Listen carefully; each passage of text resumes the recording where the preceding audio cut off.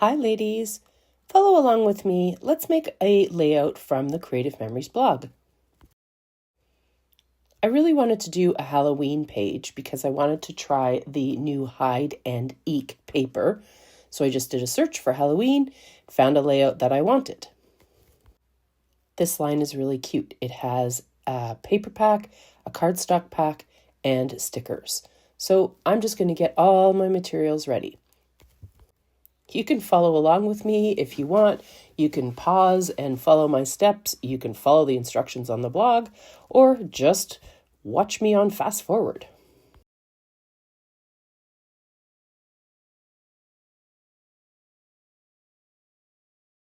So as I looked through the paper pack, the paper in the blog was a dark page, and so I thought I would use this really fun, creepy dark page as my background. I'm going to use the spider web punch to punch out the border from the white.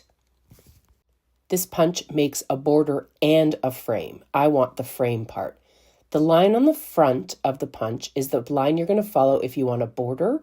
The line on the side is the one you're going to follow if you want a frame. So that's what I'm doing. I'm doing the punch, and then I'm lining up the pattern with the blue part on the arm so that I know my pattern is perfect. The instructions in the blog tell you exactly what cut to make and how to measure it.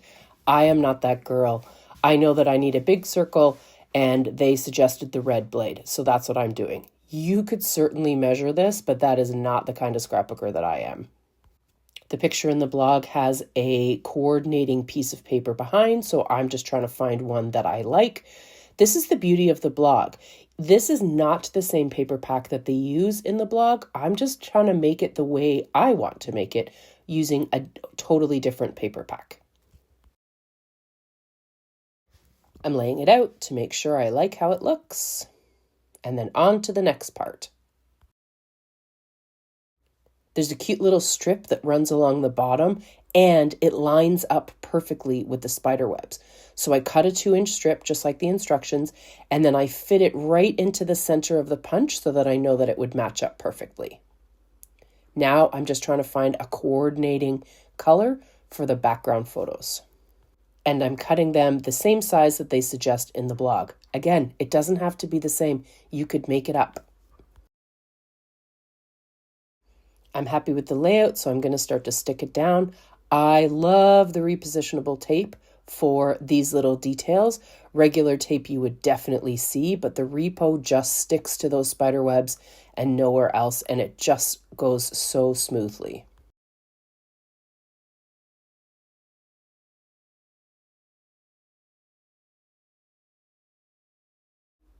Time to decorate with some stickers. The stickers in this kit are so cute. They match the paper, and I just think it's a great layout.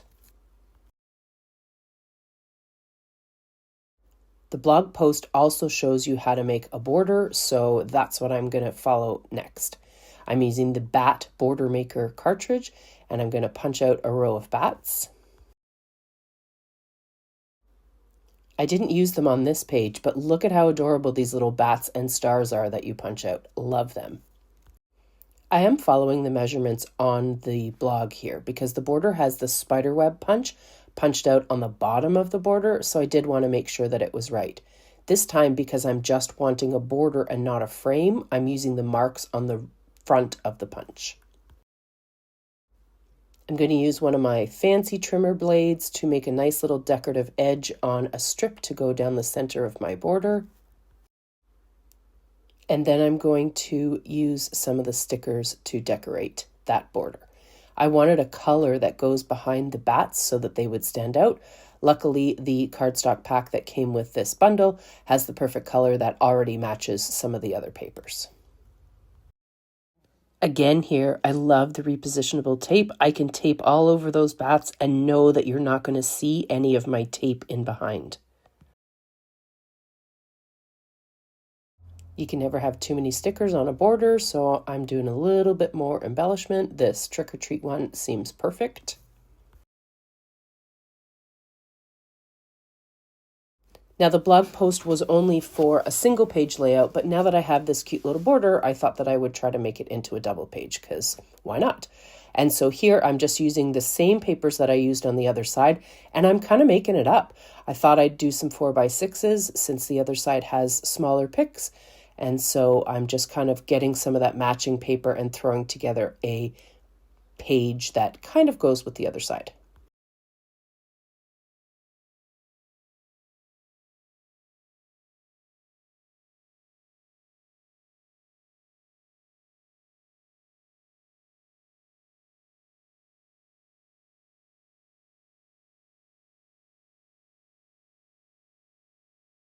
I really like that technique where the strip of paper fit right into the spider web punch. So I'm going to duplicate that on this other side by using the same measurements they gave me in the blog and making the piece exactly the size I wanted.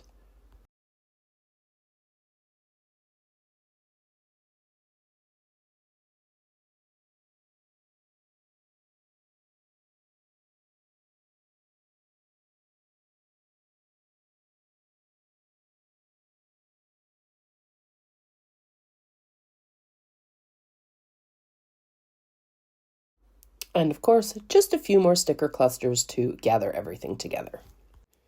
I'm really happy with how this turned out. I don't do a ton of Halloween pages, but I think this one's going to be a big hit. I really just wanted to show you how easy it is to follow the blog, even if you don't have the exact same papers or even if you don't have your pictures ready yet.